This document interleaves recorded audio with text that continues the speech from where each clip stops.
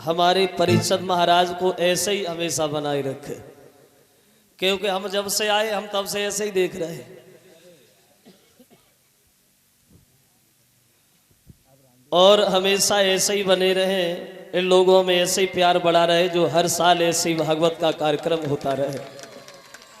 और मैं तो ये कहता हूं कि एक साल में एक बार नहीं, एक साल में दो दो बार ये लोग कथा कराए।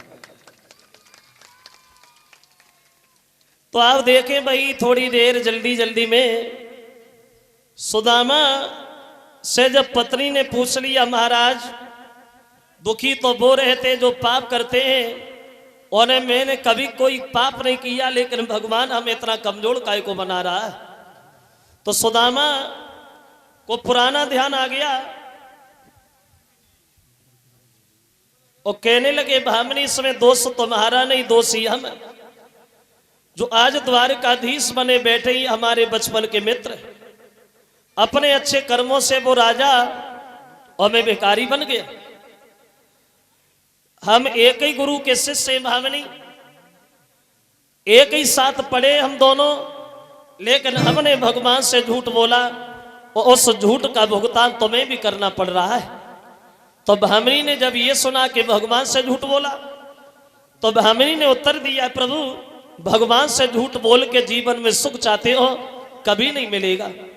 चले जाइए द्वारिका में, धन नहीं मांगना, दौलत नहीं मांगना, रहने के लिए मकान नहीं मांगना, सिर्फ अपनी भूल की माफी मांग के चले आना। श्रीमान आप द्वारिका चले जाइए। और वो पत्नी अपने पति से कहती, समझाती भामिनी नारी और मेरे पिया द्वारिका जाइयो।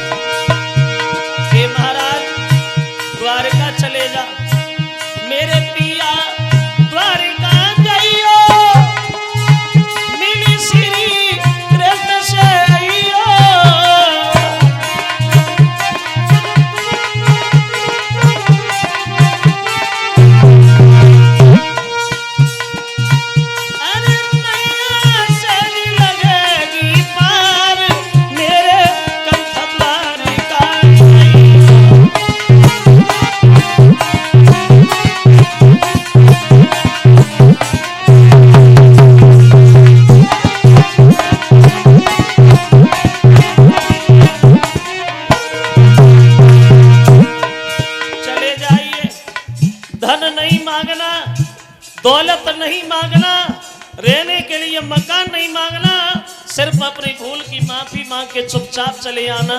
चले जाओ महाराज। तो सुदामा बोले, भामिनी चला जाऊंगा, लेकिन एक बात की हमें बड़ा चिंता मन में लगी है। काहे की? तो बोले सुनो,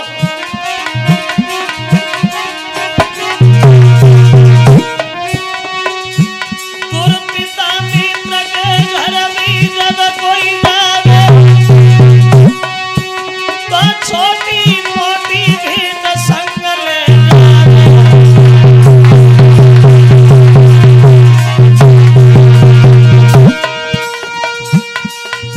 मेरी नारी भेंट बिना और वही नहीं है रानी। अब काम भूल गई बस में कोई नहीं गानी।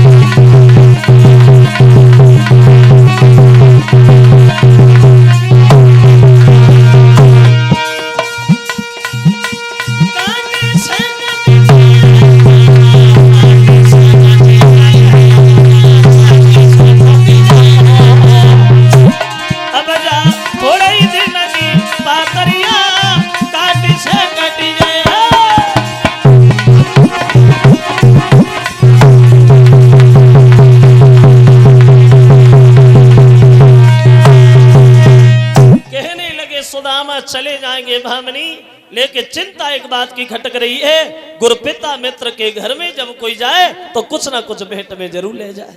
और हमारे घर में तो कुछ भी नहीं है, मैं कन्हैया को भेंट पे क्या देंगे भामनी? तो आज एक काम करोगे क्या? आप थोड़ी देर रुको, हम अभी आ रहे हैं। देखिए, कोई मन में मन ही न भामनी मांगन को दाई,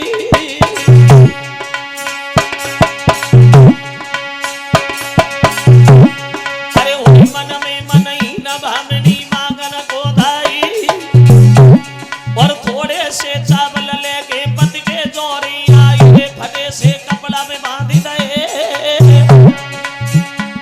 और विप्र सुदामा के हाथन में चावल तुरत दे, इन्हें तुम्हारे निगल है जाइयो, और प्रेम पश्य भगवान भेंट तुम उनको पकड़ियो, इन्हें तुम्हारे निगल है जाइयो।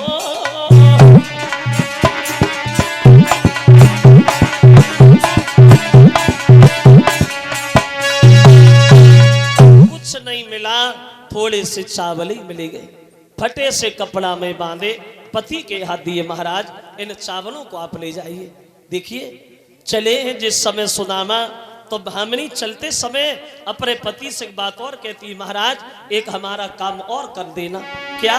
तो बोली कि मेरी मोहन से नमस्ते कहियो,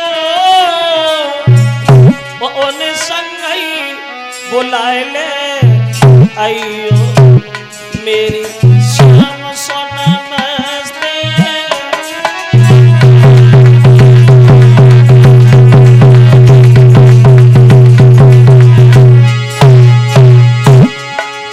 चले चली भैंसा बलदवाई के, चली भैंसा बलदवाई के, द्वारिका जाने लगे, चली भैंसा बलदवाई के।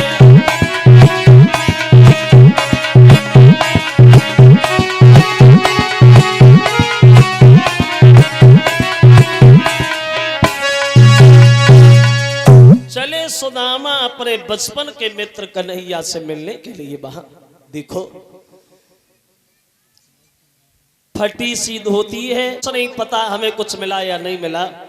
सुदामा जब चलवे को तैयार हो गए तो 16,108 औरतें सुदामा को विदा करे में आई, और जो लंबी भीड़ सुदामा ने औरतन की देखी तो सोचने लगे, पूछने लगे, क्यों श्याम जी औरतें के गांव से इकट्ठी करी है? बोले सब हम आई है। जवाब दिया, गिल्ले तो कितनी है? बोले ज्यादा थोड़ी है, 16,108 ही तो है। तो सुदामा सोचने लगे, हम तो एक ही माए दुखी है, पता नहीं कैसे खवाए ले तो है।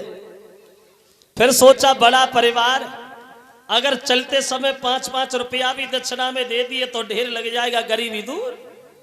सबसे पहले रुक्मणी आई और बोली, सुदामा भैया अब की बार आओ तो भाभी को भी साथ लाना। नमस्ते। सुदामा आतने की ओर ही देखत रहे, उन्हें कछू ना दो। जामंती आए, बोले भैया अब की बार जब आओ तो बच्चों को भी साथ लाना। नमस्ते। मारी गुस्सा के मैं सुदामा जो जलाए के दक्षिणा में चवन्नी ना बिना मतलब की नमस्ते। श्याम अगर ऐसे नमस्ते हमने करी तो 1-2 दिन नहीं 2.5-3 महीना लगेंगे, तू हमें जान दे। बोले ठीक है। अब गांव से बाहर आए के भगवान ने फूल भेंट में पकड़ाओ, और एक बात कही, भैया फिर घूम जाना।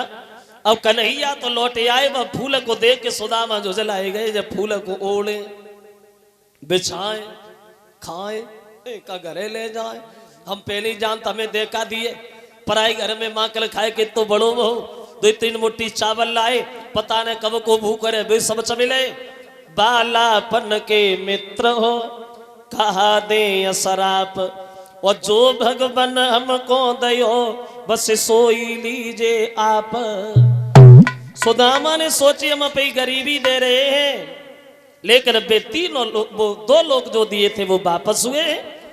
विश्वकर्मा को इशारा दिया, जाओ जैसे द्वारकापुरी बनी है ऐसी रात ही रात में सुदामा पुरी बना के तैयार करो।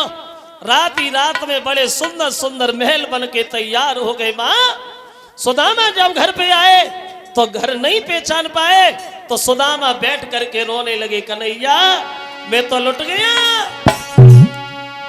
पीछे मैंने सब कुछ बर्बाद कर दिया लाला। ओ सामरिया तेरे पीछे और मेरे पूरी माँ नसाई वो करके भामिनी की याद सुदामा की लगी भरिया मेरे अरे ऊपर से याद जत नहीं भामिनी ने नदा लगाई और पकड़ कलाई सिड़ियन सिड़ियन ले गई अटा चलाई। जो देखा पहचान लिया तुम घर किनका है? बोली महाराज सब आपका ही तो है। सुदामा बोले बारे श्याम बड़े पत्थर दिल का निकला जो तुझसे चलते समय भी मन से नहीं बोला। माफ करना मोहन भूल हो गई क्षमा करना। महाराज भक्त की नैया लग गई पार और धन्य धन्य जगदीश तुम्हारी लीला परम्पार। कर ले भजन भगवान का नुकसान नहीं होगा। प्यार से मुलाकात वो हैरान नहीं होगा। तू कर ले भजन भगवान का नुकसान नहीं होगा।